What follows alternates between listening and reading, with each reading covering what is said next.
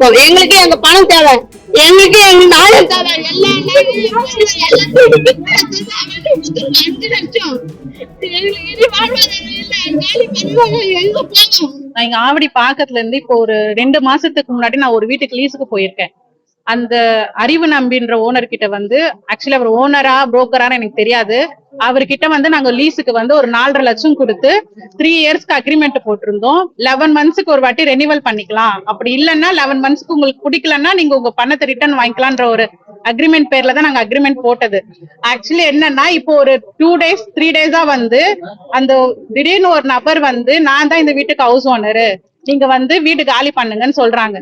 எங்களுக்கு ஒண்ணுமே புரியல, என்னடா இது அப்படின்னு சொல்லிட்டு ஆபீஸ் ஆண்ட போய் பார்த்தா ஆபீஸ் எல்லாம் மூடி கிடக்கு.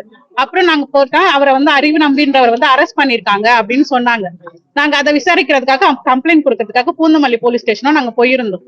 ஆனா அதுல என்ன தெரியுதுன்னா அவர் இதுக்கு முன்னாடியே 3 வாட்டி இந்த மாதிரி பண்ணிருக்காருன்னு 3 வருஷத்துக்கு கேப் விட்டு ஒரு ஏரியாவா பண்ணிட்டு இருக்காரு. அவரு என்ன பண்றாரு?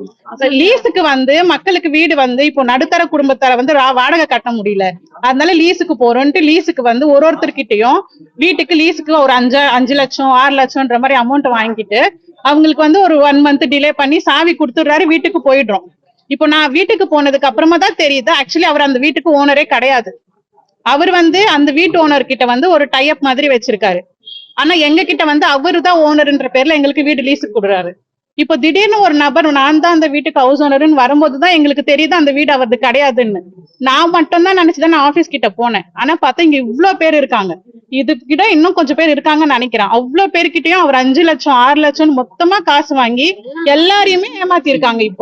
இப்போ ஹவுஸ் ஓனர் வந்து எங்களை காலி பண்ண சொல்றாங்க, வீட்டை விட்டு வெளியில போங்க, எங்களுக்கு ரெண்ட் வரல, நீங்க காலி பண்ணுங்க, இதுங்க எங்க வீடுன்னு சொல்றாங்க. இப்போ நாங்க எங்க போய் நிக்கணும்?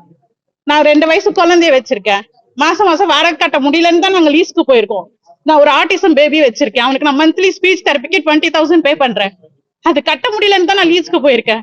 இப்ப எல்லாத்தையும் ஏமாத்திட்டு இப்ப ஹவுஸ் ஓனர் தான் எங்களை வெளில போக சொல்றாங்க. இப்ப நாங்க எங்க போனோம் சொல்லுங்க நீங்களே?